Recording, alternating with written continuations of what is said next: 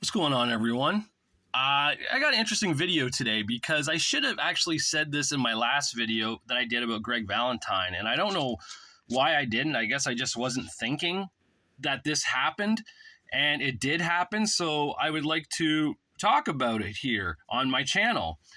Shane Douglas has a YouTube channel, and he's answering questions from fans. And I chose and decided to ask him a question. And I did it as Jammer from Jammer's Wrestling Magazine Collection YouTube channel. And he actually says that in the video, and he answers my questions.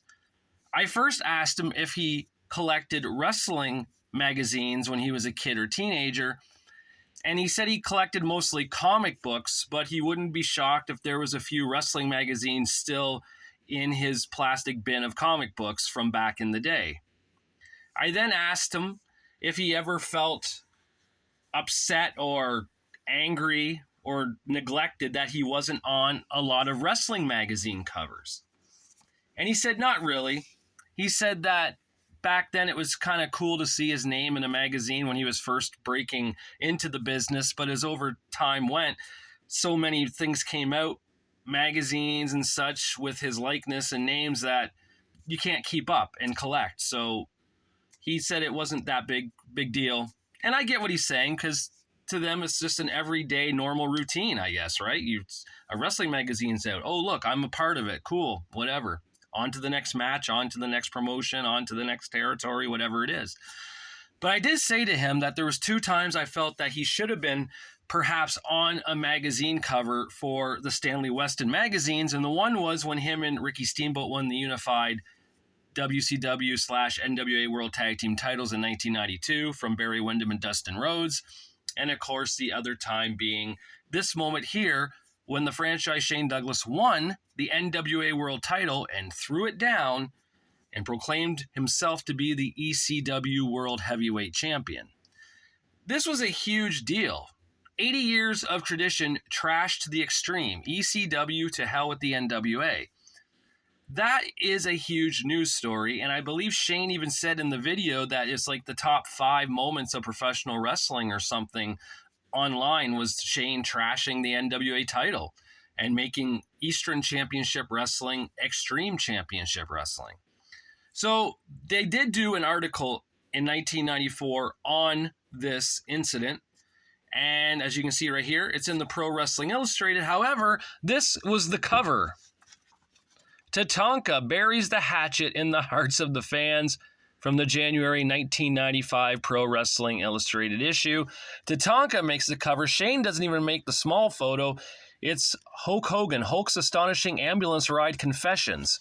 So something as big as trashing a World Heavyweight title that had the legacy from like 1905 until 1994 at the time, it doesn't get the main magazine cover, not even on The Wrestler or Inside Wrestling or anything like that. It was just an article in Pro Wrestling Illustrated. Now, there might be other articles in The Wrestler about this or Inside Wrestling. I don't know. I'd have to get those ones and look.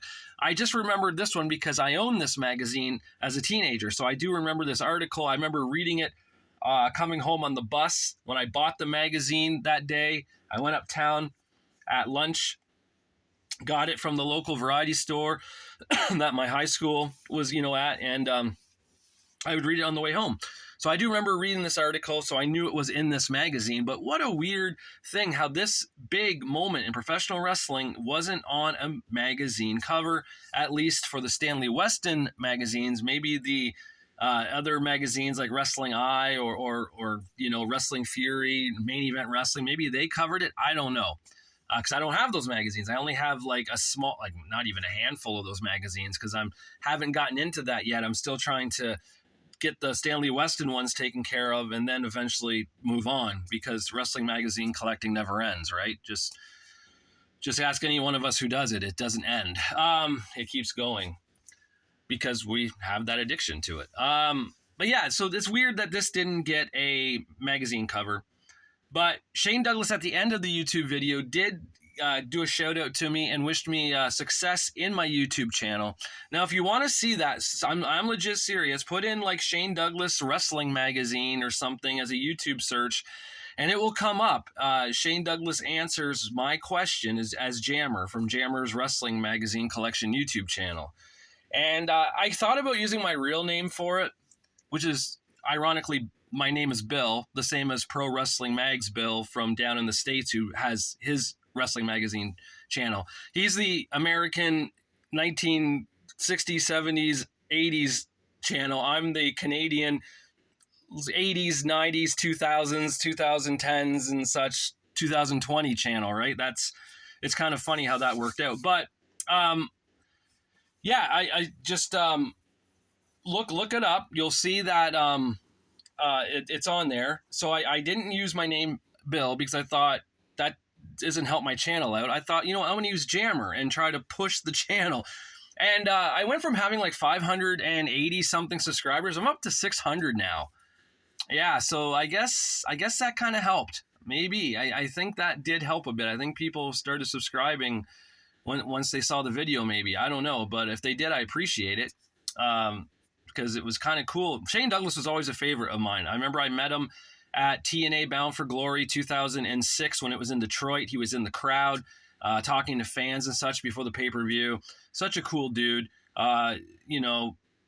He was always like an idol to me. I did backyard wrestling like a lot of us did back in the day, and my character was the Sensation Scott Chambers, kind of like a play on the franchise Shane Douglas. And yeah, it was so cool to finally to meet him then and to have him plug my YouTube channel. It's just surreal. A couple of my friends say it's crazy like that, Shane Douglas freaking plugged your channel on his channel, right? Like, it doesn't matter how many watch it or who watches it. Shane Douglas is still going to be 1,000 times larger than life than I am, right? Because she's Shane Douglas. He's been around in wrestling since like 1986. He's got a career and a legacy. So if he can plug my YouTube channel and I get new subscribers, I'm going to take it. But yeah, it's just going back to this. It is weird that we didn't have a magazine cover. There's the other page shows Shane and Too Cold, Shane with the belt before we threw it down, and Ric Flair with the title there as well from back in like 82, 83. So yeah, it's kind of cool though that Shane Douglas plugged me. So yeah, if you want to go check that out, like I said, go to the Shane Douglas YouTube channel or YouTube search Shane Douglas Wrestling Magazines or something like that. I'm sure it will come up one of the top options, if not the top one, and check it out if you want. And it's kind of neat. It's pretty cool. And I should have did this in the last video. I don't know why I didn't. I guess I just wasn't thinking. But yeah, so cool. 600 subscribers right now. I want to reach 1,000, not because I want to get paid for doing this. I just like knowing that I made 1,000 and that option is there. But I would never do it because I don't care. I don't want commercials and shit like that in my videos. I would hate that. I don't like seeing it on other people's videos, so I don't want to see it on mine. And thanks to AdBlock on computers, I don't have to see them. So that's pretty nice too. But all right, guys, this was it. Until I do my next one, I'll talk to you later.